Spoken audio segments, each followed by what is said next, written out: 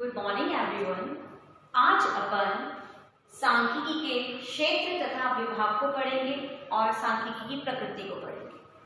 देखिए, पिछली क्लास में अपन ने इसके परिचय और परिभाषा को पढ़ा था और आज अपन इसके क्षेत्र को पढ़ेंगे।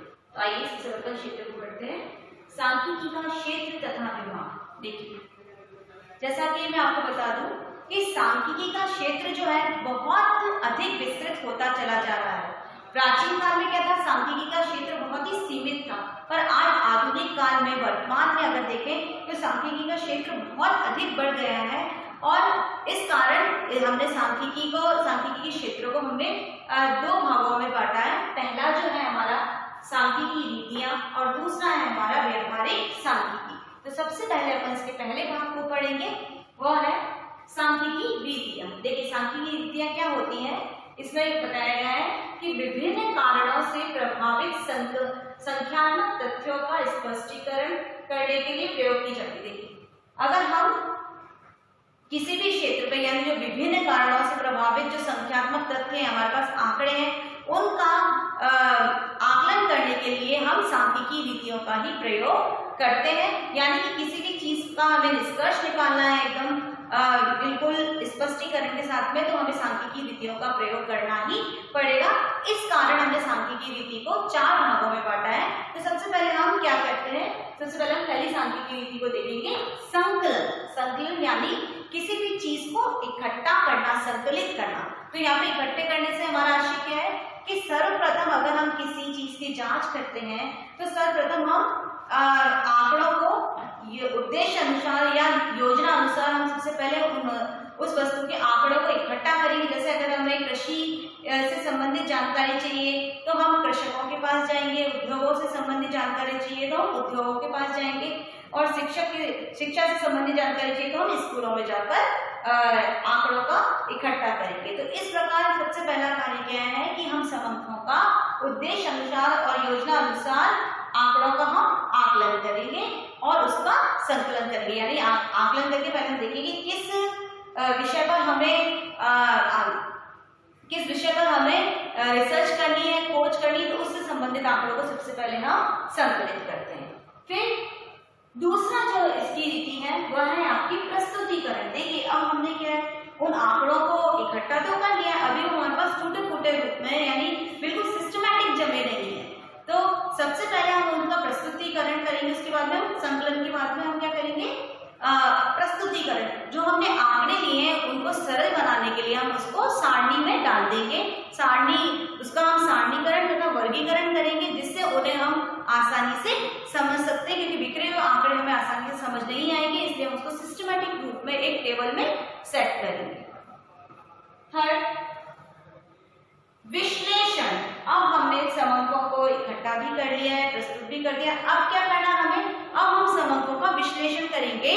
तो समंकों का विश्लेषण करने के लिए कई अनेक सांख्यिकी रीतियां हैं जिनका हम प्रयोग करते हैं, जैसे केंद्रीय प्रवृत्ति के माप, अपकिरण, विषमता, सहसंबंध। तो ये हम देखेंगे कि जो हमारा रिसर्च का जो टॉपिक है या जो हमारा जिस पर हम रिसर्च कर रहे हैं उस टॉपिक पे कौन सा जो माप है वो सही बैठेगा, तो हम उसी माप का प्रयोग करते हुए उसका हम विश्लेषण करेंगे।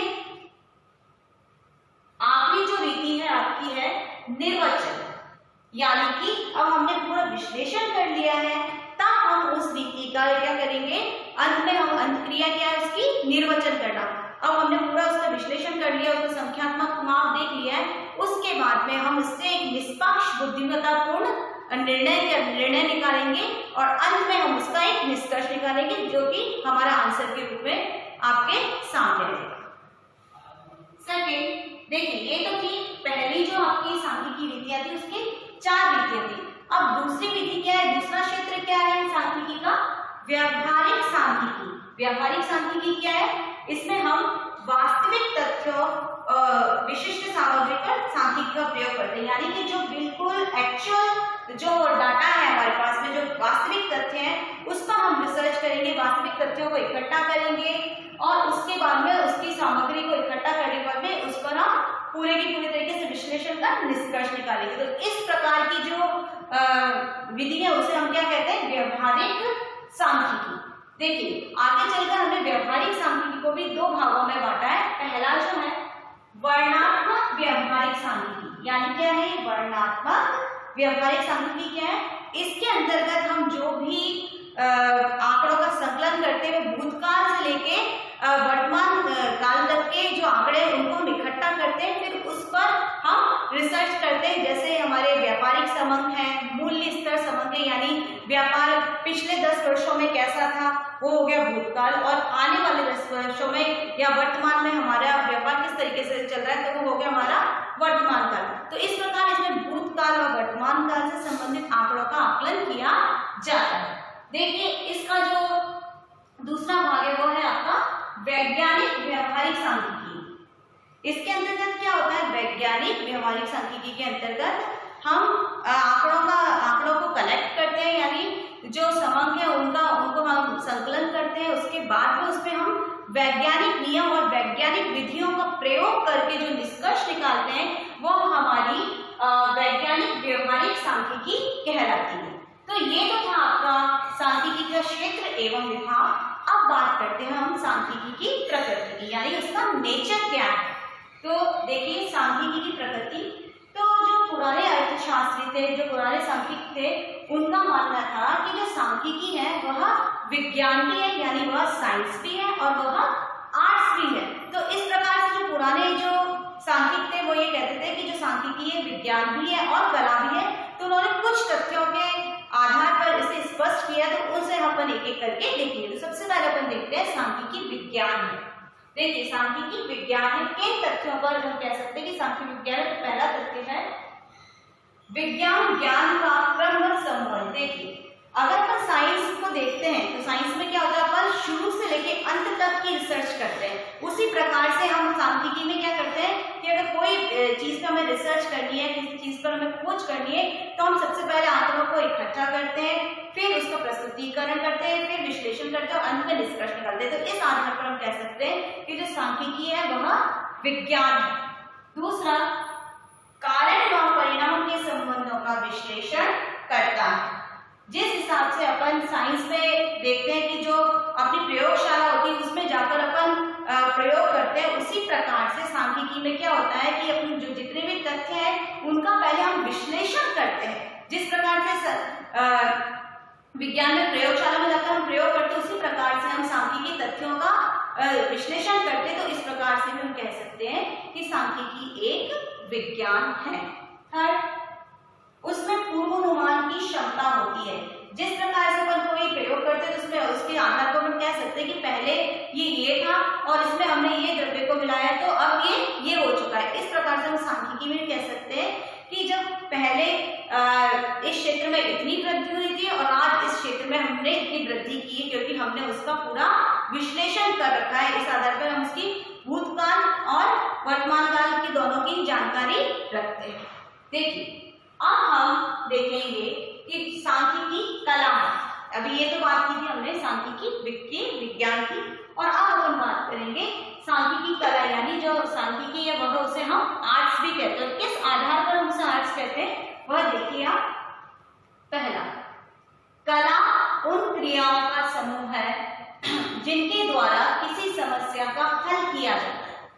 देखिए कला क्या होती है, कोई भी टूटी फूटी चीज है जिसको हम एक सुंदर रूप में प्रदर्शित करते हैं, वो कला कहलाती है। जैसे कि फॉर एग्जांपल ईंट बजरी पत्थर गिरे हुए पड़े, पर जब उनको मिलाकर एक सुंदर इमारत का अपन निर्माण करते तो वो हमारी कला कहलाती है। इसी प्रकार से क्या होता है कि सांख्यिकी में हम टूटे फूटे आंकड़ों को इकट्ठा करते हैं और आंकड़ों को इकट्ठा करने के बाद में हम उसको सारणी में डालते हैं। सारणी में डालने के बाद में हम उस पर फॉर्मूलेज लगाते हैं और उसके बाद में निष्कर्ष निकालते हैं, तो वो एक सही रूप में वह चीज सामने दिखाई देती है। तो इस प्रकार से वह एक कला का रूप ले लेती है। इस आधार पर हम कह सकते हैं कि सांख्यिकी एक कला भी है। दूसरा, वह लक्ष्यों को प्राप्त करने के उपाय बतलाती है। देखिए सबसे पहले जिस हिसाब से कला है वो उसका क्या यूज होता है, क्या उपयोग होता है, वह लक्ष्यों को प्राप्त करने के लिए उपाय बतलाती है। ठीक उसी प्रकार सांख्यिकी का भी क्या प्रयोग हम किस लिए करते हैं, हमें किसी चीज की जानकारी देखनी है या किसी चीज का प्रयोग करना है तो हम सांख्यिकी का प्रयोग करते हैं। थर्ड, कला की साधना में विशेष चतुराई, अनुभव तथा आत्म संयम की आवश्यकता होती है। जैसा कि मैंने आपको एग्जांपल्स बताया था कि टूटे फूटे पत्थर पड़े हैं, बजरी पड़ी है, मिट्टी पड़ी है, तो उसका कोई मोल नहीं है, पर जब उसको हम बहुत चतुराई से, बहुत सिस्टमैटिक, बहुत अच्छी तरीके से हम उसका प्रयोग करके एक सुंदर इमारत बनाते हैं, तो उस आधार पर हम कह सकते हैं कि देखो ये कितनी अच्छी कला है। ठीक उसी प्रकार से सांख्यिकी के हमने आंकड़े तो इकट्ठे कर लिए, पर ऐसा नहीं कि अगर मुझे कृषि का कार्य करना है, कृषि के बारे में जानकारी लेनी है मेरे शहर की, और मैं आंकड़े इकट्ठा करी उद्योगों के या शिक्षा के, तो इस प्रकार से मेरी जो रिसर्च है वो पूरी की पूरी ही गलत हो जाएगी। तो इसीलिए मुझे वहां पे एक चतुराई का सामना, चतुराई को लेकर कार्य करना पड़ेगा, यानी कि मेरे को वो जो आंकड़े हैं उनको पहले देखना पड़ेगा कि मुझे किस विषय पर मेरे को रिसर्च करनी है, किस विषय पर मेरे को खोज करनी है, तो मैं उसी चीज को लेकर बड़ी चतुराई से उस चीज को समझूंगी, सोचूंगी, और उसके आधार पर मैं जो आंकड़ों का कलेक्शन करूंगी, इस आधार पर अपन ये कह सकते हैं कि जो सांख्यिकी है वह कला भी। जिस प्रकार से अपन किसी चीज के लिए बहुत चतुराई से कलेक्शन करते हैं, उसी प्रकार से हमें सांख्यिकी में भी अगर हमें किसी चीज की खोज करनी है तो हमें बहुत ही चतुराई, समझ और बुद्धिमत्ता पूर्ण तरीके से उन आंकड़ों का संकलन करना पड़ता है, क्योंकि अगर आंकड़े ही गलत हमारे पास आएंगे तो पूरी की पूरी जो हमारी खोज है वो गलत हो जाएगी। इसलिए यहाँ पर भी हमें पूरी चतुराई के साथ कार्य करना पड़ता है। इस आधार पर हम कह सकते हैं कि जो सांख्यिकी है वह एक कला या आर्ट्स भी है। अब अंत में अपन चलते हैं निष्कर्ष की तरफ। देखिए निष्कर्ष, तो निष्कर्ष तौर पे मैं आपको यही कहना चाहूंगी कि आज प्राचीन काल से लेके आधुनिक काल तक सांख्यिकी का महत्व बहुत था, पर प्राचीन काल में तो फिर भी थोड़ा कम था, पर आधुनिक और वर्तमान काल में सांख्यिकी तत्वों की जो मांग है बहुत अधिक बढ़ती चली जा रही है। आंकड़ों का महत्व दिन प्रतिदिन बढ़ता चला जा रहा है। इस कारण आज वर्तमान के परिप्रेक्ष्य में देखा जाए तो सांख्यिकी जो है वह अर्थव्यवस्था के सभी क्षेत्रों में पूरी तरीके से फैल चुका है, और आज ये वर्तमान में संपूर्ण क्षेत्र में इसने अपनी जगह बना ली है। बाकी का अपन नेक्स्ट क्लास में पढ़ेंगे। Thank you.